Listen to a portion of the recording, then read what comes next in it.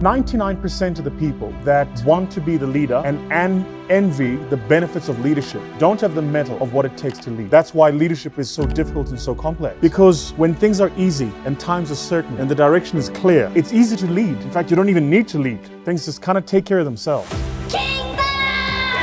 But leaders are leaders and can only emerge as leaders when it's times of strife and difficulty and complexity. Maybe think about it this way. Why does the pilot get paid what he gets paid? My view is the pilot doesn't get paid to fly the plane. The pilot doesn't get paid to take off and to land. You know, they've got autopilot now, so the plane can do that itself.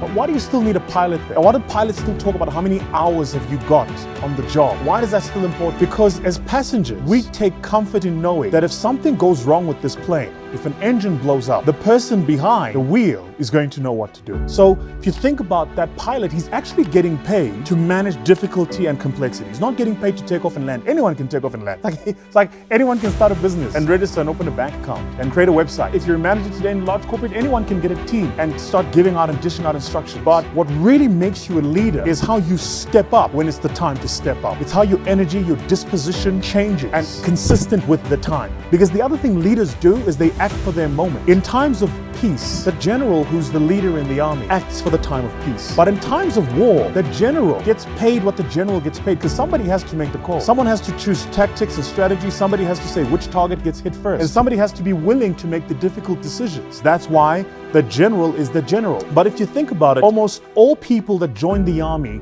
want the rank of general. I'm not sure how many of them want the responsibility. Everybody wants the rank because he's the general. He gets the respect. He walks in, he's dripping swagoo. You know, his uniform is lined with colors. He's the Makulubas. But when the corporal hits the fan, that's when his job starts. And that's the thing about leadership. Leadership starts when it's a time to lead. And until you've had a moment to lead, you can't call yourself a leader. And that's why leadership is not positional. You can have the job and still not be the leader. You can have the position and still not be the leader, because leadership is about how we behave and our energy that we bring in and our intensity and our disposition when it's a moment to lead. And it's about knowing this is a moment to lead. It's not a moment to sit back and to wallow and to wait. I don't know about you, but for me, the thinking about why do I face difficulty, strife, and complexity as an individual, as a father, as a son, and as a businessman. Why do I go through difficulty and challenges? And then I realize often it's because those difficulties and challenges are to build me up so that I'm ready for where I'm going. Which is the second thing I wanted to tell you about leadership, by the way, which is this. You could try as much as you want, but you can't be educated into leadership. Leadership is not about qualifications. It's not about education. Leadership is not even about tenure. You could work 20 years, do the same job, and still not know how to lead. Leadership is about growing into and being groomed into the place. So you grow into the place. But how you grow into the place is you have to go through stresses. If you think about the concept of stress, it's like taking a piece of elastic and pulling it. When you pull the piece of elastic, what you do is you stretch it beyond its natural sense of comfort.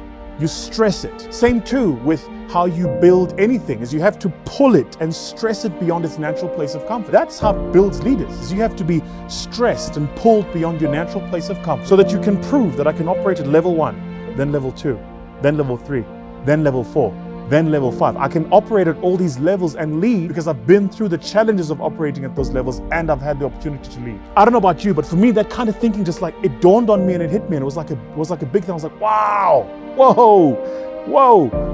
You only become a leader when it's the moment to lead. Until then, you're a manager, you're anything, but you're not a leader. You're just the guy in charge. And that's easy. You get the office, you got the key, you can come in. But you're only a leader when it's the moment to lead. When around you there is doubt, when around you there is fear, and you bring in a sense of clarity and certainty. You go, that's where we're going, that's how we're gonna get there, that's when we're gonna get there, and that's how we're going to do it. That's what leadership is.